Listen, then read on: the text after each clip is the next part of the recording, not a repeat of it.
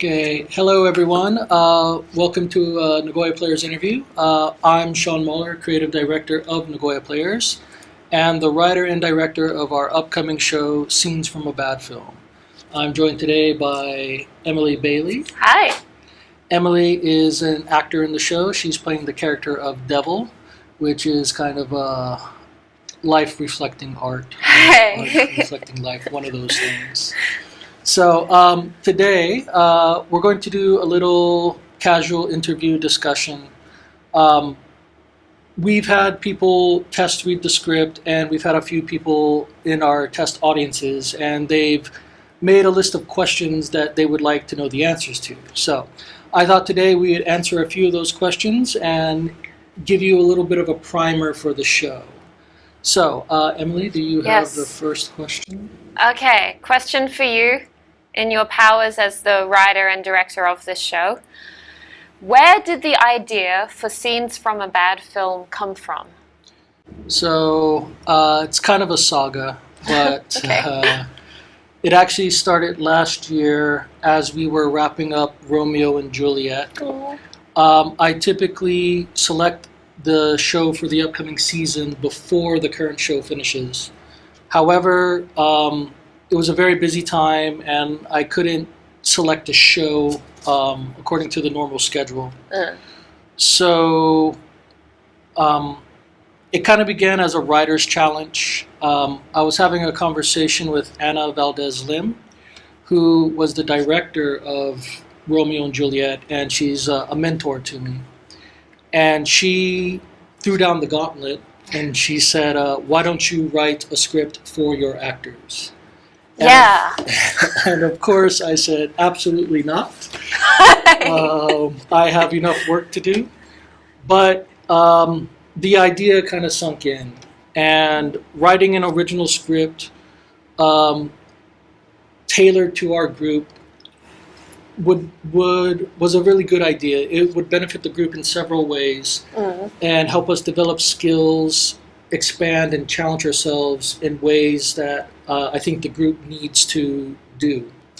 So that's where the script started. The second part of this answer is I had to think about what kind of story to tell. Yeah. So I am a child of 1990s Los Angeles. Ooh.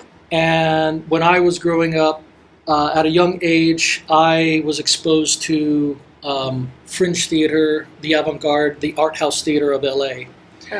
And as a young writer and director, that's kind of how I learned my chops. So I've always been inspired by the fringe, and it's not something we have a lot of in Nagoya. So I thought, well, for something different, how about we do a fringe show? How about we do something a little more experimental? So, of course, fringe theater, you never really know. It's there's hit and miss things with it. But I'm confident in our show. I'm confident with the writing, and I'm confident with the actors. So I think we've got something quite interesting in store for you. So this one will be a hit. I believe so. Okay, so some questions for Emily, who plays Devil. Yes. So our first question is, when you first read the script, what did you think about the character of Devil? Gosh. So when I first read the script, there were, 20-something characters, and I was like clocking them all in my mind. And because I hadn't been cast yet, of course, Devil didn't stand out to me so much. It was just like one character among the many. But yeah, the Angel and Devil, those kind of dual characters did stand out to me. At first, to be honest, I thought, oh, this is a little gimmicky, an angel and a devil. But I think the play has a kind of, tongue-in-cheek way of playing on some of those kinds of stereotypes. But the more I read throughout the script, the more I thought that the character did seem kind of fun. It's nice playing a character who's kind of sexy and evil and mysterious as well. So I did think they seemed like a very cool character. So Devil's character, a lot of the lines for the character are very lyrical, poetic, kind of biblical in some ways. How do you find performing those lines and the physical nature of the character? Yeah, I'd say that the voice and the physicality maybe get inspired in different ways. Like I've been doing a lot of dancing in the past couple years and different genres, but some of it just kind of, interpretive, going based on feeling. Like I think a lot of us get embarrassed about how we're moving and how we look, but if you kind of switch that off, you can just kind of let your brain and your body go on impulse or whatever you're feeling or whatever sounds or music or thoughts you're responding to. And if you just make that process very natural, then you can do some things that really surprise you. So it was similar with Devil. I just tried to not so much really think all the time about how to move or what to do, and just kind of respond to the natural feelings that the situations and the lines prompted in me. And for the lines themselves, because the Devil character in some scenes, like she never really speaks at all, and in other scenes she almost does nothing but speak. So there's like almost different modes I feel that she gets in, some modes being like the submissive position and some modes being very powerful. And the submissive position is more like a blank slate. I feel like that was easier. It's more that kind of powerful state of being that I think takes a little bit more work. And I kind of went through in my head like all these voices or like these feelings and impressions of, a really powerful being, or what you could imagine as like a goddess or some universal force, but also like feminine at the same time. And I thought, how would this voice sound? And when I was practicing my lines, I practiced different voices, and when I would find something that really resonated with me, I'd work with that more. I'd say that Anna, the director of Romeo and Juliet, some of her training helped as well, because she has a very commanding way of speaking. Like her voice and the way that she uses her body, it really grabs attention.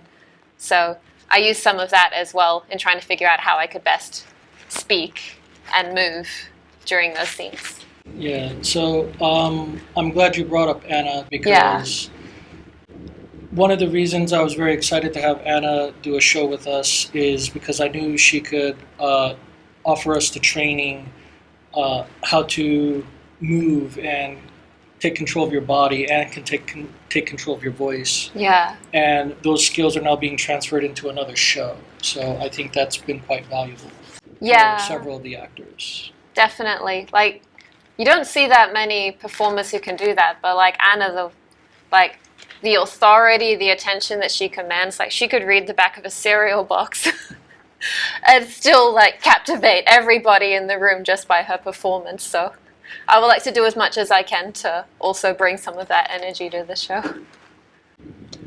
So one of the threads of the play is about the kink world and the BDSM world. Mm-hmm. And Devil's character is in that storyline. Yes. And the character is written in a very specific way, where the character is never alone on stage. The character is often paired with Angel or paired with Dominique, who is the dominatrix. So, how do you feel playing the character and your relationship and the tension between Angel and Dominique? Yeah, it's interesting. Like, often when there's the three of us, I feel like Angel and Devil will often be relating through Dominique, or if she's doing something else, we'll be interacting with each other. For the scenes with Dominique, because she is the Dom and we're the subs, a lot of what we do is in response to her. So we kind of wait for her to say something or tell us something, or, we do what we know that she would want us to do, or she would like touch us first and then we respond to that. So it's very much me just waiting for her, observing her, and then responding to it. I'd say with Angel, it's interesting because we're a lot more similar in those respects. So when we started rehearsals, a lot of what we were doing was mirroring, like moving at the same time in the same ways, talking at the same time, and just really being aware of the other person.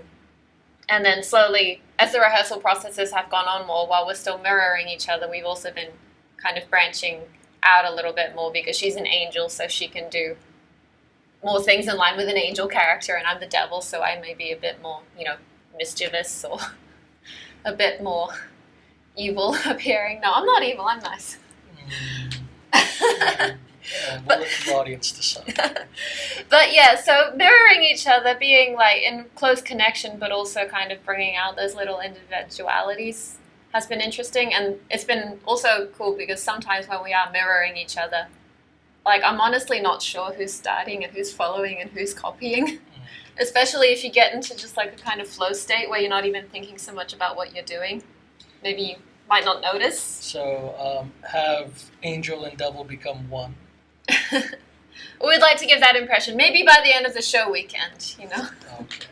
The play also talks a lot about identity, and the character of devil, has it changed the way you approach or you think about identity in the world of the play and the world at large? That's interesting. I guess so. I feel like in the show, Devil already has like a couple of identities or roles. Like there's her relationship with Dominique and Angel, like we mentioned, but there's also like that position being a sub, and that position as being some otherworldly, all-knowing, all-powerful being. And I guess that was one thing that kind of stood out to me, because when you're talking about like BDSM and kink, and a lot of people who are really into that, it's a consensual choice. Like it can often be conflated with, abusive relationships or things like that. And, I want to make it clear that consensual BDSM that is enjoyed by all parties is not like that. It is, freely entered into and enjoyed by everybody. And I can see that in this devil character, because even though we do get these impressions that she is this all-powerful, all-knowing, immortal being, that she also chooses to be in this relationship with Dominique, and that is something that she enjoys. And so I think that idea of, having your sense of ownership and your consent, and then choosing what you want to do in the relationships that you're in, and if everybody enjoys that and finds it fulfilling, then I think, more power to everybody involved. Yeah, I think that's one of the very interesting points of the play is the relationship between the kink characters is probably the healthiest relationship in the play. Yeah. So it's a dynamic. I think through those characters, hopefully it will reset people's expectations for what a healthy relationship is. And consensual, understanding, communicative, these are things that are required in a BDSM relationship and should be required in all relationships. Yeah, and I like how in the show Dominique kind of lays some of that out, and she talks about, communication and understanding and caring about each other, and that being like the main foundation of everything. So, yeah, I definitely see the role that I have through that lens. So a question for both of us is, if you had to sum up scenes from a bad film in one word, what would be that word? You see, I am very glad that I knew you were going to ask me this question beforehand, because it took me about 10 or 15 minutes to try and come up with something. I think I'll just say first off, it's very difficult to sum it up in one word, because it's very different things. Like the show is dark, but it's also funny, and it's very like chaotic, but there's also, if you dig deep enough, you can see this kind of logic and commonality running through everything. And you could also say that it's kind of like gritty in a sense, or it's got a bit of like realism to it, but on the other hand, it is kind of like toned back, right? Like I feel like we could go a lot deeper and darker than we do, so I think there's balance in those areas as well. So yeah, the word that I came up with, at least from my perspective to describe the play, was exploration. Okay. What are we exploring? Well, that's the thing, right? Like you mentioned before that maybe Dominique and Angel and Devil are like the healthiest relationship in the show. And I think part of that is pretty much all the characters do have life problems and issues that they're going through. And we see them try to work that out on the stage. And part of that, I think, is this exploration. A lot of characters are exploring with different worlds, whether it's, the world of drugs or the world of work or with their sexuality. I do feel like there is a lot of exploration and experimentation going on in the show.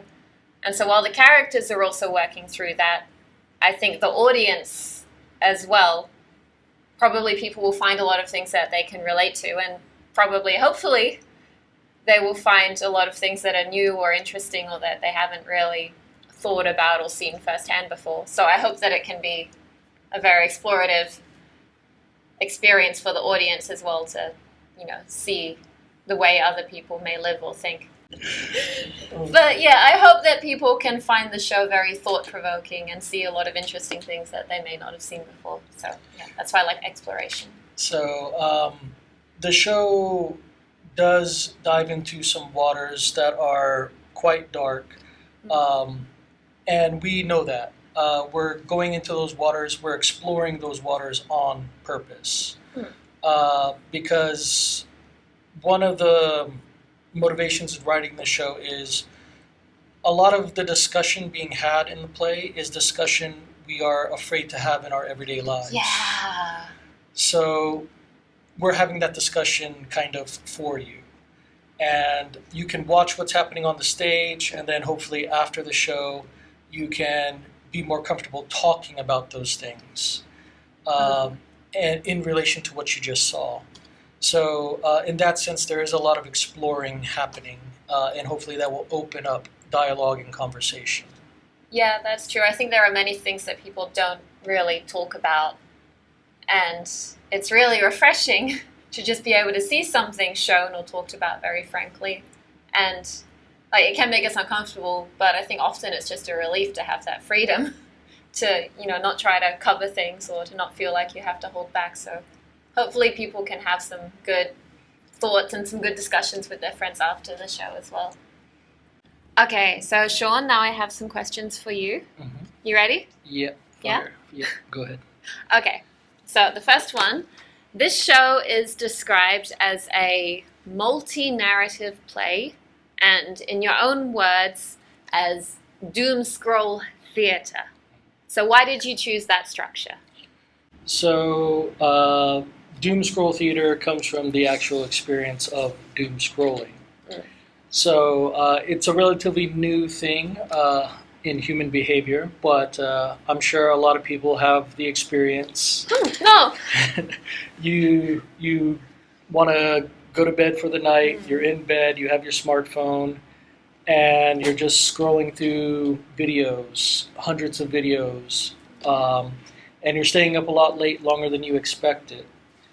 So, of course, I had done this a few times myself, and I started playing with these ideas, and I started kind of thinking about media and mediums, and how we've changed from long form storytelling to short form, and the way the audience's mind has shifted with expectations for long and short.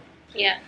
So using that idea, and then watching the content itself, and paying attention to the algorithm, and how the algorithm chooses for you. And the algorithm will decide, these 10 creators, these 20 creators, these are the things you're going to watch every night. And we'll mix it up, we'll remix it, but let's create a TV show for you. So, and that's kind of where my mind went, is every night we're getting a TV show catered to us. And what makes this TV show fascinating is when you watch the content creators, they start developing characters and they start developing stories and putting narratives inside their content. And when you kind of slice it up and put them all together, you're watching 10 different storylines with 20, 30 different characters, all it's very disparate kind of narratives, but they're all next to each other. And you can retain all of that in your head. So I thought, as someone who's working in theater, how do I take this experience and translate that to the stage? So Scenes from a Bad Film, in terms of its structure, is very experimental. It's not using the traditional beginning, middle, end, but there is a beginning, middle, end. It's just cut up into lots of pieces and put back together. And it's a new format, and I'm very eager to see how audiences respond to it. I think subconsciously, audiences have developed this new skill of tracking and retaining multiple narratives, multiple characters at the same time. So we'll see. But I think it will work. It's quite interesting.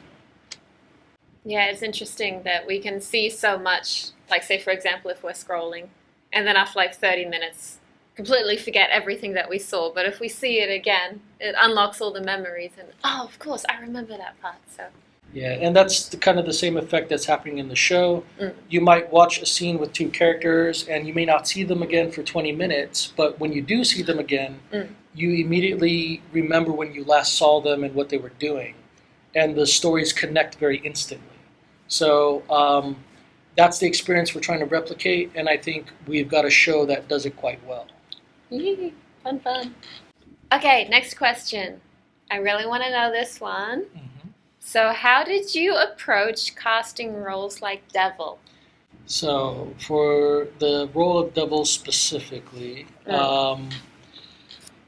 Emily actually did not audition for the role of Devil. She auditioned for the role of Paulina, which is a plumber in the story.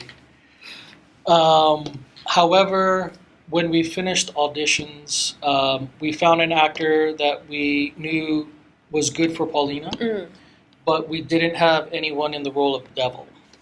So initially I wasn't considering Emily as Devil, because one of Emily's strengths as an actor is working with large chunks of dialogue and monologue. So the character Paulina is much more suited to that. And I had envisioned Emily as someone delivering big, chunky dialogue. But Devil's designed as a very minimalist character. Very few words, but very big impact. So I thought, well, maybe Emily can do this. Maybe Emily can shut up for once. Maybe she can walk on stage and be silent and still make an impact, which she can do. She has been doing that quite successfully in all the rehearsals we've been having. What kind of convinced me is on the last show, Romeo and Juliet, she played the character of Mercutio, and there were elements of physicality in that character. And I said, okay, well, if she can bring that to Devil, Devil's a much more physical character. You'll see the physicality in the show. If she can stun people with that and deliver her words with impact, it'll match. And so far, it's been very successful. Emily is a great Devil. Aw, thank you. Okay, Shawn, last question. Now it's your turn. So if you had to sum up Scenes from a Bad Film in one word, what would it be? So the one word is choice. So choice is a through line you'll see throughout all the play. And the reason choice is a big theme of the show is every day, every second, billions of choices are being made. And these choices are for good, they're for ill, they're for healing, they're for hurting. And sometimes you don't even have to make a choice. You can refrain from making a choice, which actually is a choice. But all of these choices are swirling around us all the time, and they are impacting us whether we can see it or recognize it or not. Sometimes the choices are rather benign, sometimes they're very, very obvious. I think the current moment we're living in is a moment filled with a lot of bad choices. I'm sure if we look at history and the scale, there are times that we can say were more dire than our current moment. But that doesn't excuse what's happening now. And I just believe that if we start as individuals making healthy, beneficial choices, and that spreads to family, and spreads to community, and spreads to society, eventually, as a human collective, we can make good choices for everyone. And when we reach that point, we can solve a lot of the serious problems in the world. The play is a reminder that every choice you make is important. And if we took time to be more thoughtful and more compassionate with our choices, we could make the world a better place. Anything else to say, Shawn? So that's the end of our interview and our little discussion, some ideas and thoughts on the characters and themes of the show, kind of the inspiration for a lot of what you'll see. Scenes from a Bad Film is a very interesting show. It's a long one. It's about 2.5 hours, but it's a very intense 2.5 hours. There's really no time to relax. You really have to keep paying attention. If you look away for a moment, you're going to miss something important. So the show is at the end of the month, September 27, 28. Yep. We're doing 4 shows over the weekend, 2 Saturday, 2 Sunday. Sunday, 1 o'clock has already sold out. Very few seats remaining for Sunday 6. We've got some seats on Saturday for the Saturday shows, but they will probably sell out too. So please don't wait. This is really fun, fringe experimental theater. If you've never seen it, this is a good show to get on board. If you enjoy that kind of thing, you're really going to like what we have to offer. So more information on our website, cast and crew, if you need tickets. Thank you, everyone. Thank you.